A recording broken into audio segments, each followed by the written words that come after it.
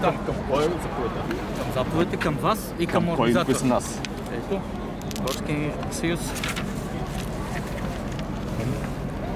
Това е за нас за изпълнение. Ето. Да. Цел темпионите, като голяма част от така цел участие, травмно-хватно шествие, памет на генерал Христо Луков. Пише ли беше номер на нашето заявление? Моля? Беше номер на нашето заявление? Пише ли? Нашето заявление, вашето заявление, Да. нашето съгласователно ние сме го пратили. Не, дали тук с го пише? нотариус. В смисъл, дали е писмото в... Това е писмото името на кмета по член 13. Това е за изпълнение към директор на СДВР. Да, мен ама като- въпросът е лично. Трябва да се забрани, нали това мероприятие? Да, член 13. Забранявам го по член 13 в частта, която е шествието. Къде е директорът? Член 13 е за прекратяване. Добре, господин Димитров, дайте да го обявиме това нещо да... Ние Да, така...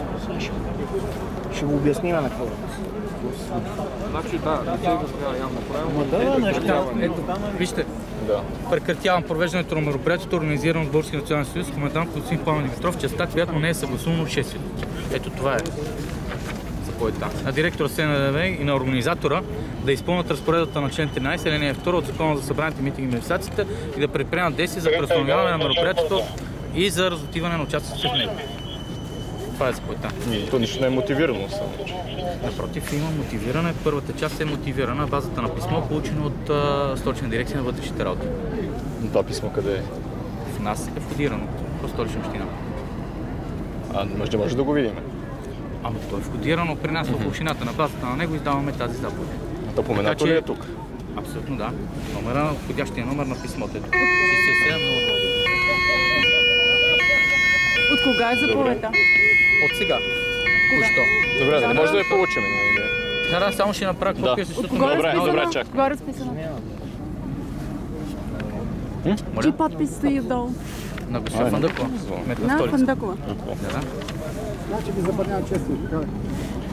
Частта, само да уточниме, в частта, в която е шествието на Тракия 1, има мероприятие, което е съгласувано. Така че участниците в това мероприятие може да си отидат и да си проведат мероприятието на Тракия 1.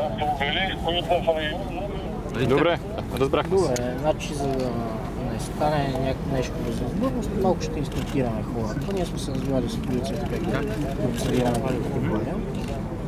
И аз така мисля, че няма да се стигне. Да, ще ги организираме, ще ги проверим, ще ги строиме, за да може всичко Да отидат до Мисля, паметника. че полицията ще осигури на Тракия 1 безпрепятствено, без нарушение на обществения ред, така че да се проведе мероприятието там.